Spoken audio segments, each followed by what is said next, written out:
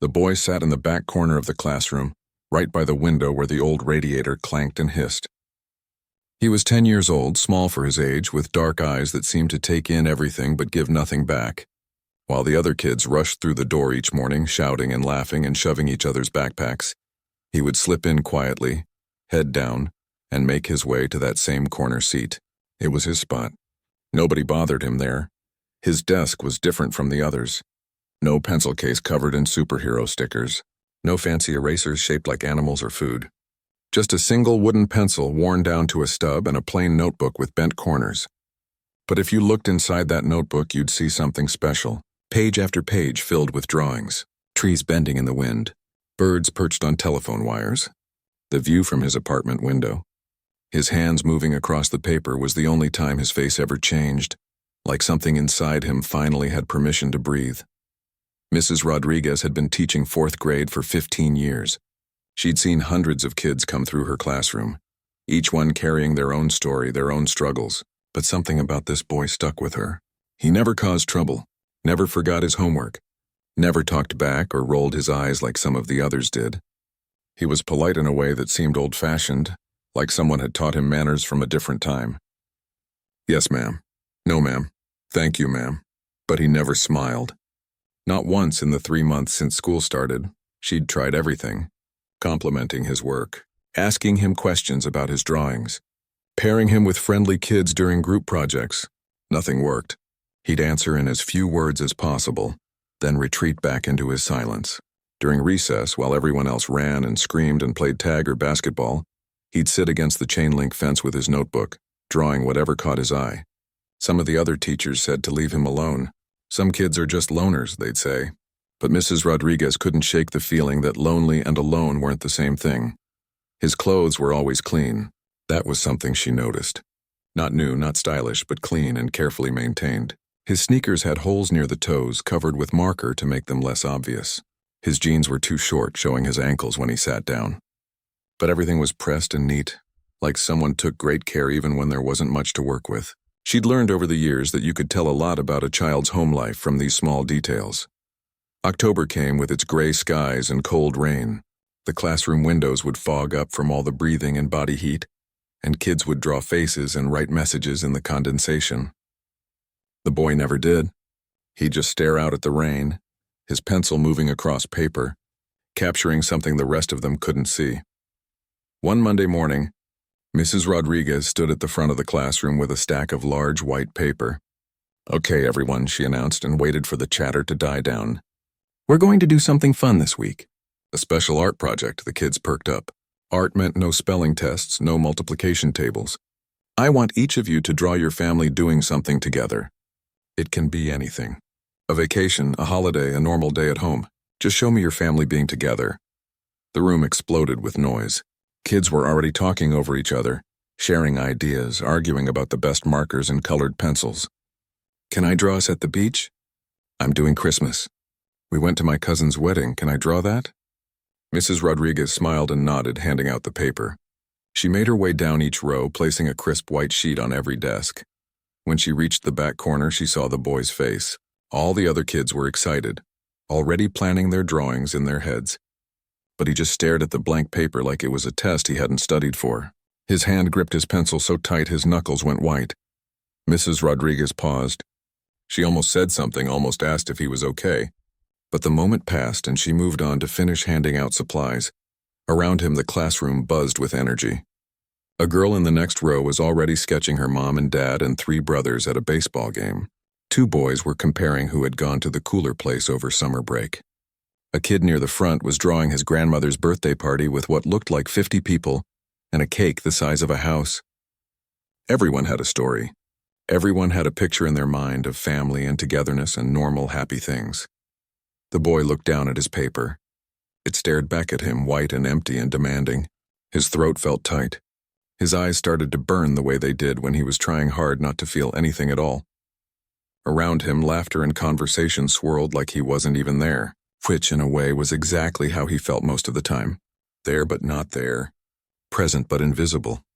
Rain started to tap against the windows, soft at first, then harder, until it became a steady drumming sound that filled the spaces between voices. The boy looked up at the gray sky, then back down at his paper. His hand was shaking slightly. He took a breath and set his pencil down on the desk. He couldn't do this. He didn't know how to draw something that didn't exist. Mrs. Rodriguez glanced back at him from her desk. Their eyes met for just a second. She saw something there, something that made her heart squeeze in her chest. But before she could get up, before she could walk back and ask what was wrong, he looked away. He picked up his pencil again and hunched over his paper, his arm curled around it like he was protecting it from view. The other kids kept drawing and chatting. The rain kept falling, and in the back corner, by the hissing radiator and the foggy window, a small boy began to draw the only truth he knew. The boy stared at the blank paper until the white seemed to glow. All around him, pencils scratched and markers squeaked. Kids were already adding colors to their drawings, filling in blue skies and green grass and yellow suns. One girl was using glitter. Another boy had pulled out a whole set of expensive markers his parents probably bought him from the art store downtown. The sounds of creativity and excitement pressed in from every side. He couldn't draw what they were drawing. He didn't have what they had. His father was gone. Not dead. Not in some heroic or tragic way that made sense in stories. Just gone. Left when the boy was too young to remember his face. Sometimes he tried to imagine what his father looked like, but the image never stayed solid in his mind. It was like trying to hold water in his hands. There one second, slipped through his fingers the next. His grandmother never talked about him. There was just a hole where a person should have been, and everyone pretended the hole wasn't there. His mother was a different kind of gone. She was alive somewhere in the city, but she might as well have been on another planet. The sickness had taken her 3 years ago. Not cancer or a disease you could see. Something else. Something that came in pills and needles and choices that made her forget she had a son. The boy had learned not to think about her too much. It hurt less that way. His grandmother said she was sick, that it wasn't her fault, that maybe someday she'd get better. But 3 years is a long time when you're only 10, so it was just him and his grandmother. She was the one who woke him up every morning. The one who made sure he had clean clothes and hot breakfast, even if it was just oatmeal or toast. The one who checked his homework at the kitchen table late at night when she got home from work, her eyes heavy with exhaustion but always making sure he'd done everything right. His grandmother worked 2 jobs. Morning shift at the hospital, down in the basement where they washed all the sheets and towels and scrubs. The boy had been there once. The heat and the noise of the industrial washers. The chemical smell of bleach and detergent.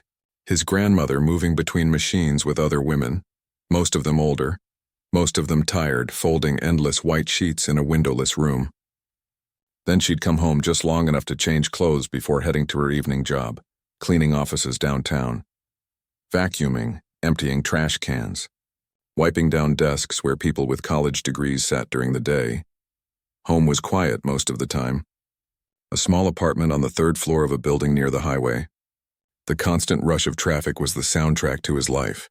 He'd do his homework at the kitchen table, eat dinner alone, usually something his grandmother had left for him to heat in the microwave, watch TV until he fell asleep on the couch. Then he'd wake to the sound of keys in the lock, his grandmother coming home near midnight, her footsteps slow and heavy with the kind of tired that sleep doesn't fix. She never complained. Never made him feel like he was a burden. But he knew.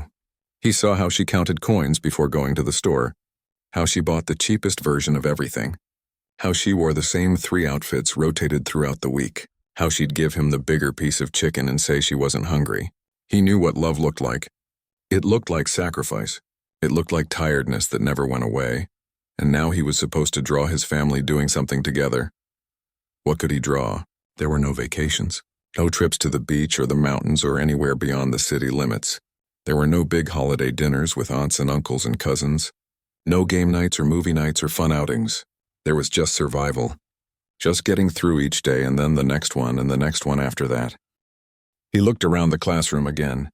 A boy 2 rows up was drawing his family at a water park, everyone in swimsuits, big smiles on their faces. A girl near the front had drawn a camping scene with a tent and a campfire and marshmallows on sticks. Another kid was working on what looked like a birthday party with balloons and presents. Everyone had something normal and happy to draw. Everyone belonged to the kind of family that did things together. The boy felt his chest tighten. His eyes started to burn again. He blinked hard and fast. He couldn't cry here. Not in front of everyone. Not where they could see. He took a shaky breath and tried to make his face blank. Tried to push everything down deep where it couldn't escape. But he had to draw something. Mrs. Rodriguez would ask about it if he turned in a blank paper. She'd pull him aside and use that concerned voice teachers used when they thought something was wrong. She'd probably call his grandmother, who would have to take time off work she couldn't afford to lose to come to the school and talk about his feelings. He couldn't let that happen. His grandmother had enough to worry about, so he picked up his pencil. His hand was shaking, but he pressed the lead to the paper anyway. He drew 2 figures. Just 2, a tall one and a short one, his grandmother and himself. He made her shoulders broad, the way they really were from years of physical work. He gave her the sensible work shoes she always wore, the ones with the thick rubber soles that were supposed to be good for standing all day. He drew himself next to her, smaller, looking up. Then he added the rain. Because that's what it felt like sometimes, like they were always standing in a storm that never quite ended. He drew diagonal lines across the whole page, rain coming down hard. And above the 2 figures he drew an umbrella. Just one umbrella for both of them. They were sharing it, standing close together because that was the only way they both fit underneath. He added details slowly, carefully, his grandmother's face tired but gentle, the way she always looked at him like he was the most important thing in the world. Even when she was exhausted, her hand on his shoulder, their feet in puddles, the rain all around them, but they were together, staying dry enough to keep going. It wasn't a happy vacation scene. It wasn't a big celebration. It was just truth. The truth of their small, quiet, difficult life. The truth that nobody else would understand. The truth that felt like failure when he looked at everyone else's drawings of big families and fun times and normal, easy happiness. When he finished, he looked at what he'd created. The 2 of them in the rain. Alone but together. He felt something twist in his stomach. Shame maybe, or sadness, or that terrible feeling of being different that he carried everywhere like a weight. He quickly shoved the drawing into his desk out of sight. Maybe if he hid it well enough, Mrs. Rodriguez would forget to collect it. Maybe he could lose it somehow between now and when it was due. The lunch bell rang. Kids jumped up, chattering and laughing, shoving their drawings aside to rush to the cafeteria. The boy stayed in his seat for a moment longer, staring at his desk where the drawing lay hidden. Outside, the rain kept falling.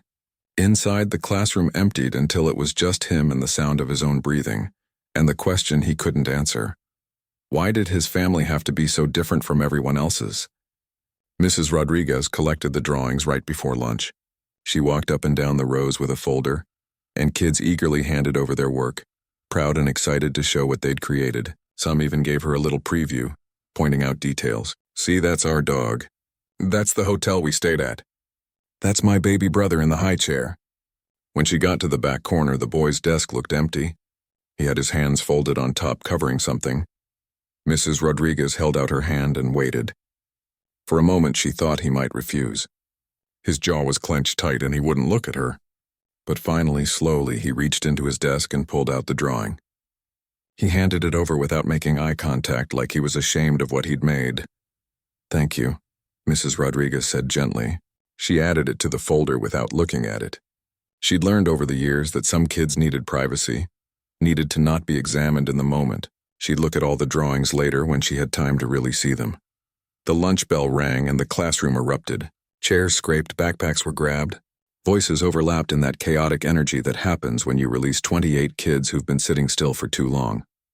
Mrs. Rodriguez watched them flood out the door, a river of noise and movement. The boy was last, as always, taking his time, keeping his head down as he walked out. When they were all gone, the building settled into that strange afternoon quiet. Mrs. Rodriguez could hear other classes in the distance, music playing from the gym, someone's voice over the PA system. She sat at her desk and pulled out the folder of drawings. This was usually her favorite part, seeing what the kids created, getting glimpses into their lives and imaginations. She started going through them one by one. There was Tommy's family at the zoo, animals everywhere, everyone smiling. There was Lisa's drawing of Thanksgiving dinner, a huge table crowded with people and food. There was Kevin's beach scene with surfboards and sandcastles, on and on. Happy families doing happy things, bright colors, sunshine, big smiles on every face. Then she pulled out the boy's drawing. She stopped. The rain, the umbrella. Two figures, just two, standing together in the storm. Everything else was bright and colorful and loud, but this drawing was quiet, honest, real in a way that made her chest ache. Mrs. Rodriguez held the paper closer. She looked at the details he'd added. The grandmother's worn shoes, the careful way he'd drawn her face, tired but gentle, the protective way her hand rested on the boy's shoulder, the rain falling all around them, harsh diagonal lines that filled the whole page. But under that single umbrella, they were together. Dry enough, safe enough, holding on. She understood immediately what he couldn't say. This boy didn't have what the others had. He didn't have the big family, the vacations, the easy happiness that everyone else took for granted. He had something smaller, quieter. But looking at this drawing, Mrs. Rodriguez saw something the boy couldn't see himself. She saw love, not the loud, obvious kind, the fierce, determined kind. The kind that works two jobs, the kind that shares the last umbrella, the kind that stands in the storm and doesn't leave. She sat there for a long time just looking at those two figures. In 15 years of teaching, she'd collected thousands of drawings, colorful pictures of parties and trips and celebrations. But this one, this simple image of a grandmother and a boy in the rain, hit different. It was real. True, it showed what family actually looks like for so many kids. Not perfect, not picture perfect. Just present, just staying. Mrs. Rodriguez thought about what to do. She could put the drawing in his portfolio and move on, let it disappear into the file cabinet with all the other schoolwork. That would be safe, easy. But something stopped her. This drawing deserved to be seen. This truth deserved to be honored. She made a decision. The next morning, before the kids arrived, Mrs. Rodriguez put up all the drawings on the classroom wall. She used pushpins and arranged them carefully, making sure each one was displayed nicely. The wall became a gallery of families, beaches and birthdays and backyard barbecues, bright and happy and colorful, and right in the center, at eye level where you couldn't miss it, she placed the boy's drawing. Just those two figures in the rain, quiet among all the noise, different from everything around it. But Mrs. Rodriguez didn't stop there. She did something she'd never done before. She typed up a small note on her computer, printed it out, and pinned it directly below the drawing. The note said, "Family isn't about how many people stand with you. It's about who stays standing beside you when it rains." She stood back and looked at the wall. The boy's drawing didn't look small or sad in the center. It looked powerful, true, like the one real thing in a collection of pretty stories. When the kids started arriving, they rushed over to find their drawings on the wall. There was pushing and pointing and lots of noise. "There's mine. Look, I'm up high." Mine's next to the window. They were all so focused on finding their own work that most of them didn't really look at anyone else's. The boy came in last, like always. He hung his backpack on his hook and turned toward the classroom. Then he saw the wall. His drawing, right there in the center where everyone could see. His face went pale. His eyes went wide. For a second, Mrs. Rodriguez thought he might run right back out the door. He walked toward his desk like he was moving through water. Slow, stiff. His eyes kept darting to the wall, to his drawing on display, to the note underneath it that he couldn't read from his seat but knew was there. Some of the other kids had noticed now. They were looking at his drawing, looking at him, whispering to each other. Mrs. Rodriguez watched him sit down. He was gripping the edge of his desk so hard his knuckles were white. His jaw was clenched. His whole body was tense, like he was waiting for something bad to happen. She wanted to go to him, to explain, but she knew this moment needed to unfold on its own. A girl named Amy walked up to the wall during free time. She stood in front of the boy's drawing for a while, just looking. Then she turned and called out, "Mrs. Rodriguez? I really like this one. It's different." Other kids started drifting over. One by one, they gathered in front of the wall, looking at the drawing in the center, looking at the two figures in the rain. "That's sad," one boy said.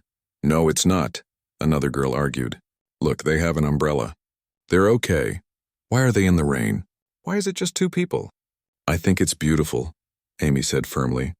"It's like they're protecting each other." The boy sat frozen at his desk. Kids were talking about his drawing, looking at his private truth that he'd tried to hide. His face was burning red. His eyes were fixed on his desk, refusing to look up. Mrs. Rodriguez could see him fighting back tears. She walked to the front of the room. "Everyone back to your seats, please. We need to start math." The kids scattered reluctantly, still glancing at the wall. Mrs. Rodriguez caught the boy's eye for just a second. She nodded at him. Just a small nod. Like she was saying, "I see you. What you drew matters. You're not alone." He didn't nod back, but something in his face changed. Just slightly, like a door that had been locked for a long time had just cracked open, letting in the smallest sliver of light. That afternoon, Mrs. Rodriguez sent a note home to all the parents. "Family Art Gallery, Friday evening, 6-7 p.m. Come see your child's work displayed." She knew the boy's grandmother probably couldn't come. 2 jobs meant 2 schedules that didn't leave room for evening school events.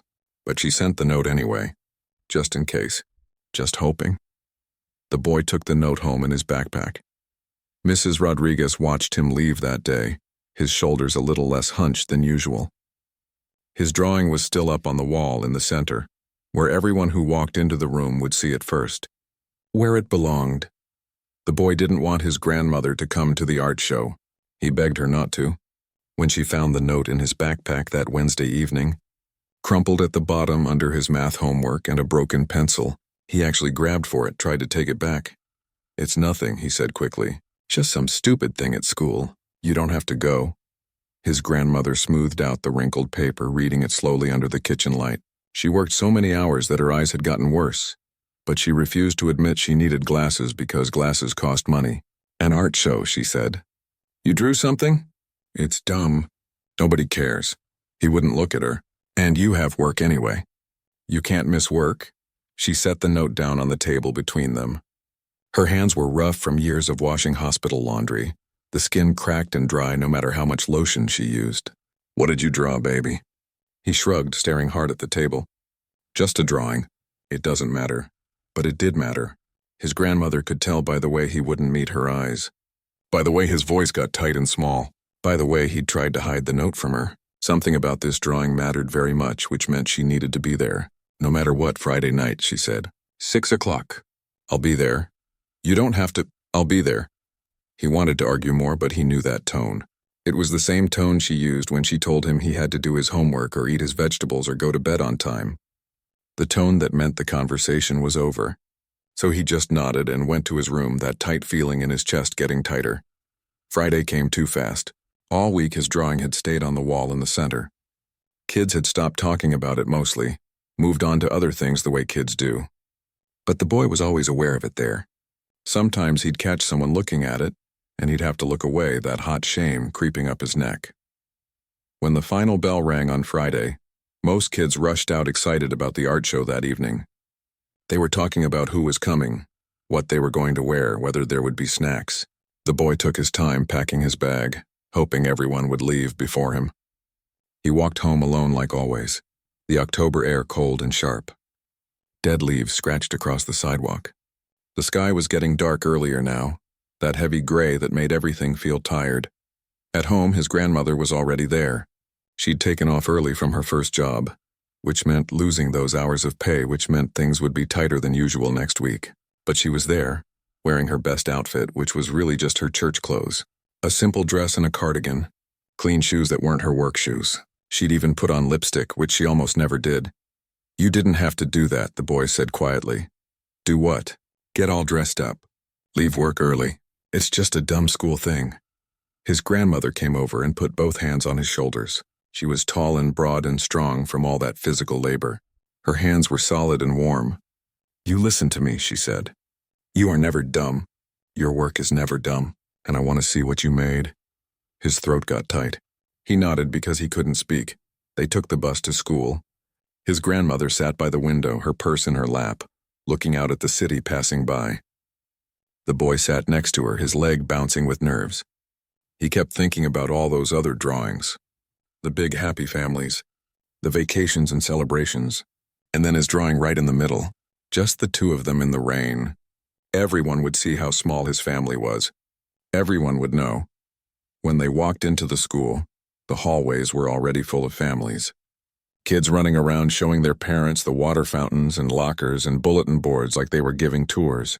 Parents in nice clothes holding car keys and cell phones, looking around like they belonged there. His grandmother walked with her back straight, her head up, but the boy could feel how out of place they were. He wanted to disappear. Mrs. Rodriguez was standing outside the classroom door, greeting families as they came in. When she saw the boy and his grandmother, her whole face lit up. "You must be Grandma," she said, reaching out to shake hands. "I'm so glad you could make it." "Thank you for having us," his grandmother said in that polite voice she used with people like teachers and doctors and landlords. The voice that was trying to be invisible and acceptable. "Your grandson is very talented," Mrs. Rodriguez said, and the way she said it wasn't the fake way adults sometimes talk to kids. It sounded real. "Please go look at the art. His drawing is in the center." They walked into the classroom. It was crowded with people. Parents were standing in front of the wall, pointing at their kids' drawings, taking pictures with their phones. Kids were running around, excited and loud. The boy's stomach churned. He wanted to turn around and leave, but his grandmother's hand was on his back, gentle but firm, guiding him forward. They made their way through the crowd, and then his grandmother saw the wall, saw all the drawings arranged in a big colorful display, and right in the center, at eye level, his drawing, the two figures, the rain, the single umbrella, and below it, the note. "Family isn't about how many people stand with you. It's about who stays standing beside you when it rains." His grandmother stopped walking, just stopped completely in the middle of the classroom. Her hand came up to her mouth. She stood there staring at that drawing for what felt like forever. People moved around them, talking and laughing and taking pictures. But she just stood there completely still. The boy watched her face, watched tears well up in her eyes and spill over, watched her read that note once, twice, 3 times, and then she turned to him, and without saying a single word, she pulled him into a hug, right there in front of everyone. A tight, fierce hug that lifted him off his feet a little. "Baby," she whispered into his hair, her voice all broken up. "You see us. You really see us." He buried his face in her shoulder. His own tears were coming now, hot and fast, and he couldn't stop them. All the shame he'd felt about the drawing, all the embarrassment about their small family, all the weight he carried of trying to be less different, less poor, less visible. It all came pouring out. And his grandmother just held him, right there in that crowded classroom like nothing else mattered. When they finally pulled apart, wiping their eyes, the boy noticed something. Some of the other parents had stopped talking. They were looking at his drawing now. Really looking. A woman in a business suit was standing right in front of it, her head tilted, reading the note. "Excuse me," the woman said, turning around. "Did your son draw this?" His grandmother straightened up, her hand finding the boy's shoulder. "My grandson, yes. It's beautiful," the woman said, and she sounded like she meant it. "It's the most honest thing here. Would you mind if I took a picture?" His grandmother looked down at the boy. He nodded, not trusting his voice. The woman took out her phone and carefully photographed the drawing. Then another parent came over. And another. People were gathering around, looking at those 2 figures in the rain. "This one's different," a man said to his wife. "It's real," she agreed. "Look at how much care went into it." "That note underneath is perfect," another parent added. The boy couldn't believe what was happening. These adults, these parents with their nice clothes and their big families and their easy lives, they were standing in front of his truth and calling it beautiful, calling it honest, calling it real. Like maybe being different wasn't the same thing as being less than. Mrs. Rodriguez came over and knelt down next to the boy. "You okay?" she asked quietly. He nodded. Then, for the first time in the 3 months she'd known him, he smiled. Just a little bit. Just a small upturn at the corner of his mouth. But it was there. Later that night, after they got home on the bus, after his grandmother tucked the note from Mrs. Rodriguez into her purse, promising to keep it forever, after she made them hot chocolate even though money was tight, she did something the boy never expected. She took his drawing, the one Mrs. Rodriguez had given back to them at the end of the night, and she pulled out money from her wallet. Not much, but enough. "Tomorrow we're getting this framed," she said, "and we're hanging it right here." She pointed to the wall above their small kitchen table. "So we can see it every day, so we never forget who we are." The boy looked at that drawing, the rain, the umbrella, the 2 of them standing together. And for the first time, instead of seeing what was missing, he saw what was there. Love that works 2 jobs. Love that shares 1 umbrella. Love that stands in the storm and doesn't leave. Okay, Grandma, he said softly. That sounds good. She pulled him close and kissed the top of his head. Outside, the city hummed and buzzed with its endless traffic. Inside their small apartment, 2 people who had each other were more than enough. Years later, when the boy was no longer a boy but a young man, he would still remember that October evening. The rain on the bus window as they rode home from school. His grandmother sitting next to him, holding that drawing carefully in her lap like it was made of glass. The way the streetlights blurred through the water on the glass, making everything look soft and golden. He'd remember the exact weight of his grandmother's hand on his shoulder as they walked up the stairs to their apartment. How solid it felt, how permanent. The drawing got framed the next Saturday. His grandmother took him to a shop downtown, the kind of place they'd never been before where everything looked expensive, and the person behind the counter spoke in quiet, careful tones. She laid the drawing on the counter and said, "This needs a frame. Something nice. Something that will last," the boy had whispered. "Grandma, we don't have to. It's too much," but she just shook her head and pulled out bills she'd been saving, bills that probably should have gone to other things, necessary things.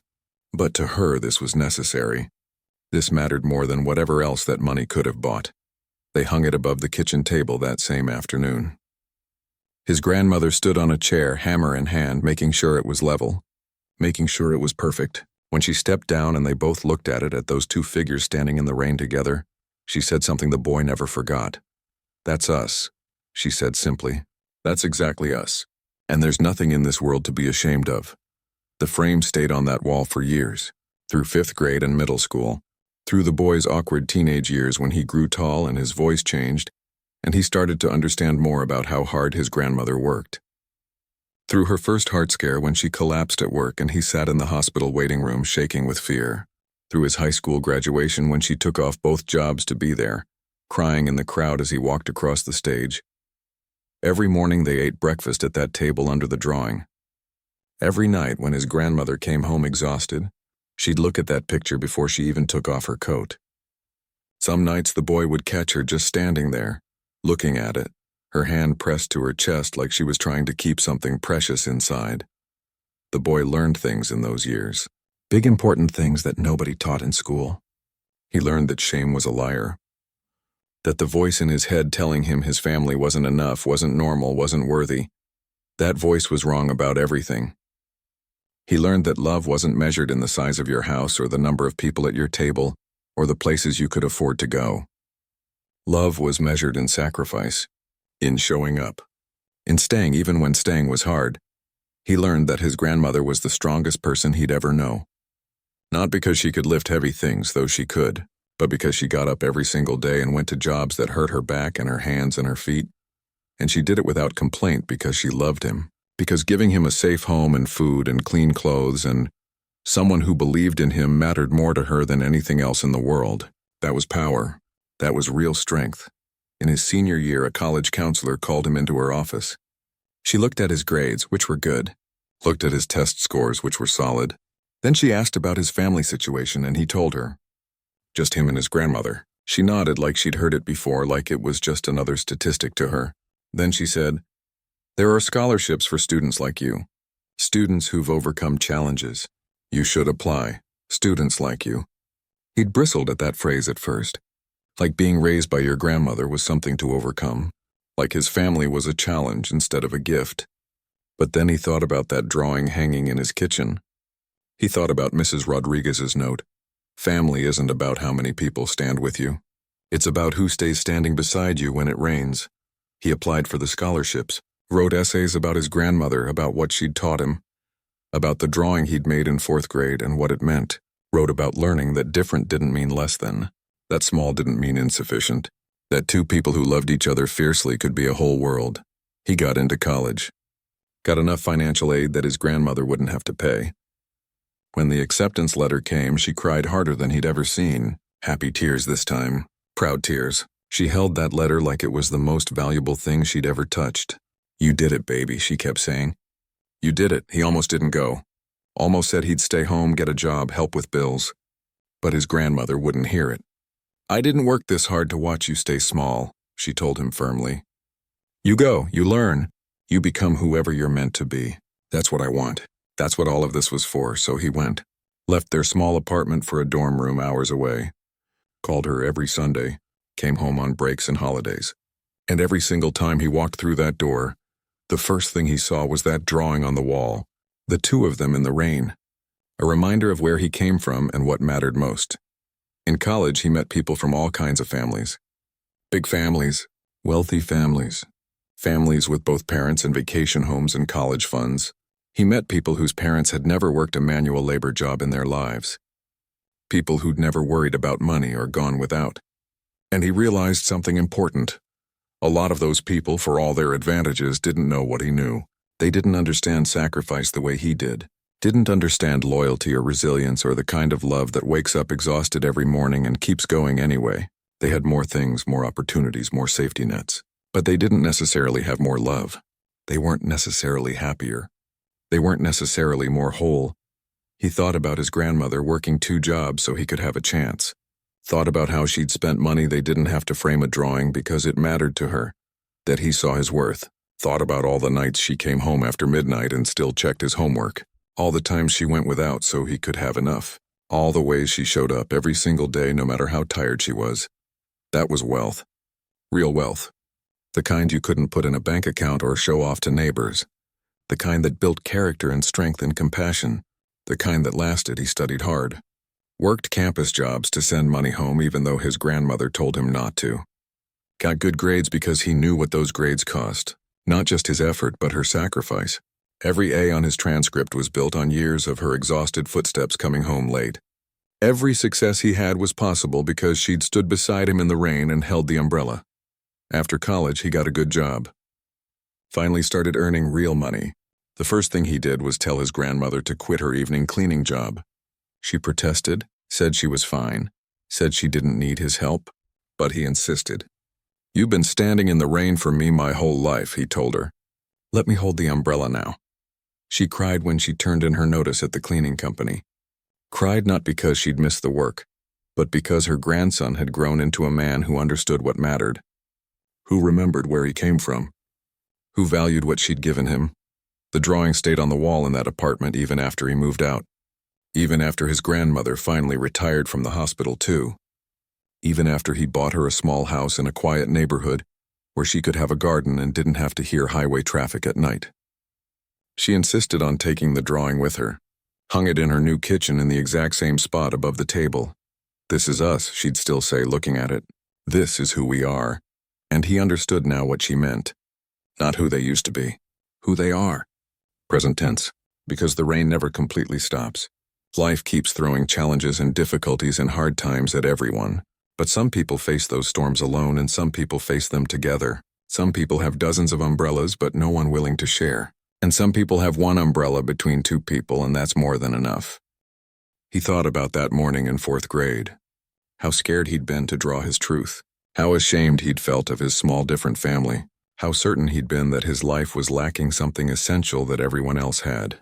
He thought about Mrs. Rodriguez seeing past his shame to the love underneath. About her putting his drawing in the center where everyone could see it. About her teaching him that his story mattered. That his family was worth honoring. Sometimes he wondered what would have happened if she hadn't done that. If she'd just filed the drawing away and moved on. If his truth had stayed hidden and his shame had kept growing. Would he have learned to value what he had? Would he have understood that his grandmother's love was the most valuable gift anyone could receive? He didn't know. But he was grateful he'd never had to find out. Now, when people asked about his family, he didn't hesitate.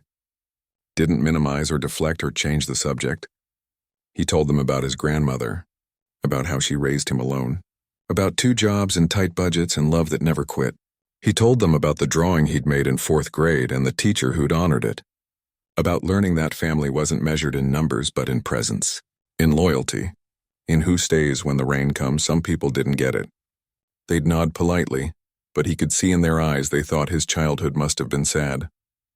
Must have been lacking. They couldn't imagine that a small family could be complete, that 2 people could be enough, that struggle and hardship could coexist with profound love and contentment. But other people understood immediately. He'd see recognition flash in their eyes. They'd tell their own stories. Single mothers, absent fathers, grandparents stepping in, families that looked different from the picture books but were no less real, no less valuable, no less full of love. The boy who was now a man learned to speak for those families. To tell his truth loudly enough that other kids might hear it and know they weren't alone. To say what he wished someone had told him when he was 10 years old and drowning in shame. Your family is enough. You are enough. Different doesn't mean broken. The umbrella doesn't stop the rain. It never did.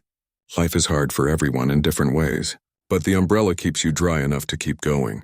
And when you share it with someone who loves you, who stays beside you no matter what, who works 2 jobs and sacrifices everything and shows up every single day, that's not just survival. That's grace. That's everything that matters. Years after that 4th grade art project, the boy found Mrs. Rodriguez on social media. She was retired now, living in another state, probably not remembering most of her thousands of students.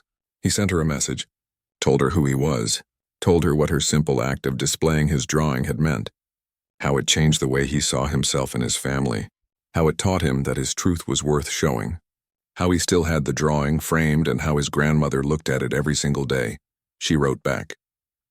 Said she remembered him, remembered that drawing, said she'd kept a photo of it in her desk drawer for the rest of her teaching career, that on hard days when she wondered if anything she did mattered, she'd look at that photo and remember. Remember that sometimes the smallest act of seeing someone, truly seeing them and honoring their story, could change everything. He thanked her. Told her she'd been right about what she wrote on that note all those years ago. Family wasn't about how many people stand with you. It was about who stays standing beside you when it rains, and he'd been blessed with someone who'd never, not for one single moment, stopped standing beside him. The rain still comes. It always does. But now when it falls, he doesn't see it as something to survive or hide from. He sees it as proof. Proof that you can face hard things and come out stronger. Proof that love isn't measured in comfort or ease. Proof that sometimes the most beautiful stories are drawn not in sunshine but in storms, when 2 people share one umbrella and keep each other dry enough to make it through to tomorrow. And that's not just enough. It's everything.